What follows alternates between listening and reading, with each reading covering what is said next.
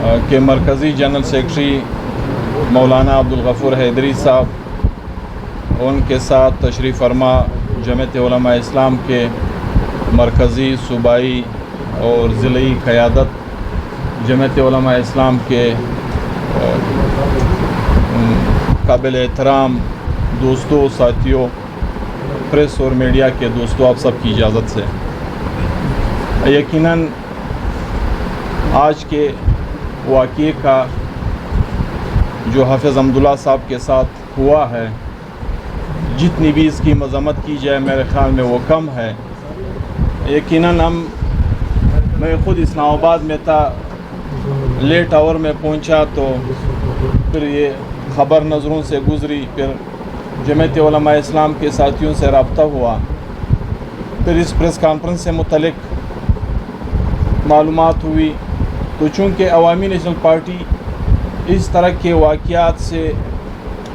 ماضی قریب میں اکثر و بیشتر بہت سے مواقعوں پہ دوچار ہوئی ہے۔ یقیناً درد جس کو پہنچے اس کو اس کا احساس ہوتا ہے۔ اس میں کوئی دوسری رائے نہیں کہ اس ملک میں سیاسی جماعت کی حیثیت سے، مذہبی جماعت کی حیثیت سے، ایک جمہوری جماعت کی حیثیت سے جمعیت علماء اسلام ایک پرامن سیاسی مذہبی جماعت ہے۔ اسی طرح اگر میں ذکر کروں عوامی نیشنل پارٹی کی،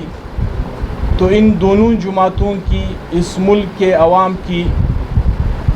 ہر جگہ پہ وہ جڑیں موجود ہے کہ جہاں ہر وقت انہوں نے عدم تشدد کی بات کی ہے، سیاست میں رواداری کی بات کی ہے،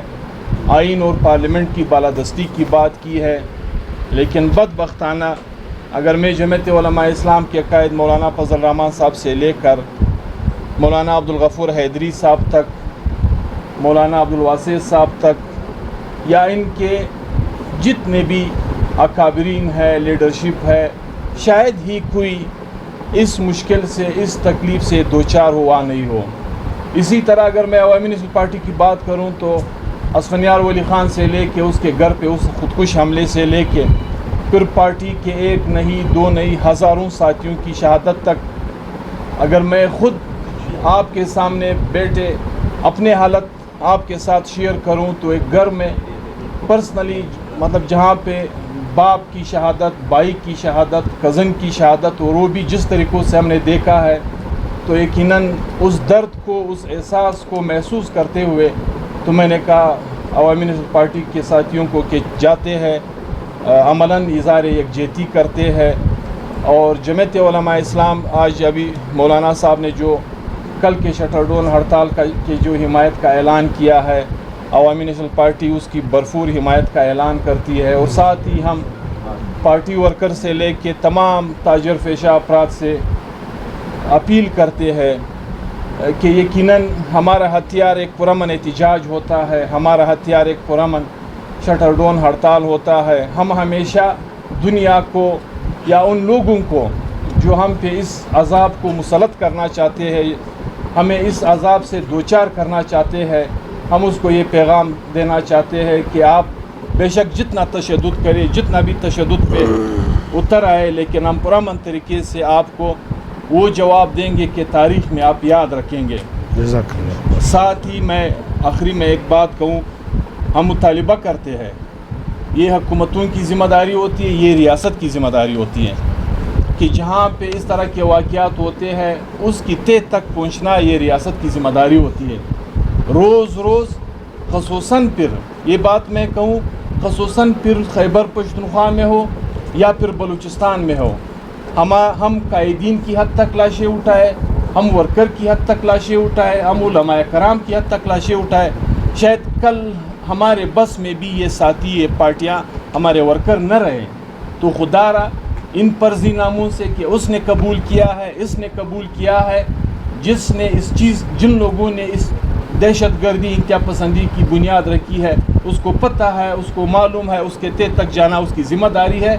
اور جو بھی اس طرح کے واقعات میں، خصوصاً آج حافظ حمداللہ صاحب کے واقعے میں جو قوتیں جس بھی لیول پہ ملوث ہے، یہ ریاست کی ذمہ داری ہے۔ جو اپنے آپ کو دنیا کے معتبر اور مؤثر اور زورور ادارے سمجھتے ہیں اور دنیا کے ساتھ اپنا ایک مقابلہ اس تصور سے کرتے ہیں، یہ اس کی ذمہ داری بنتی ہے کہ اس طرح کے واقعات اور پھر خصوصاً بلوچ پشتون اقوام پشتونخوا اور بلوچستان میں اس طرح کے واقعات کی روک تھام کے لیے مؤثر اقدامات اٹھائے. یہ نہ ہو کہ کل یہ پرامن احتجاج خدا نخواستہ قائدین اور اکابرین کے ہاتھ سے بھی نکل جائے، کسی اور راستے پہ اس کا چلنا نہ ہو جائے. میں آخر میں ایک مرتبہ پھر جمعیت علماء اسلام کے ساتھ آج کے اس غمگین اس دردناک واقعے میں عوامی نیشنل پارٹی کی حیثیت سے ہم برابر کے شریک ہیں، اور جو بھی لائے عمل جمعیت علماء اسلام کل کی ہڑتال کی ہم بھرپور حمایت کرتے ہیں. اس سے آگے جو بھی لائے عمل طے کرتے ہیں انشاءاللہ ہم ان کے ساتھ بھرپور تعاون کے ساتھ اس پورے سلسلے میں شامل حال ہوں گے.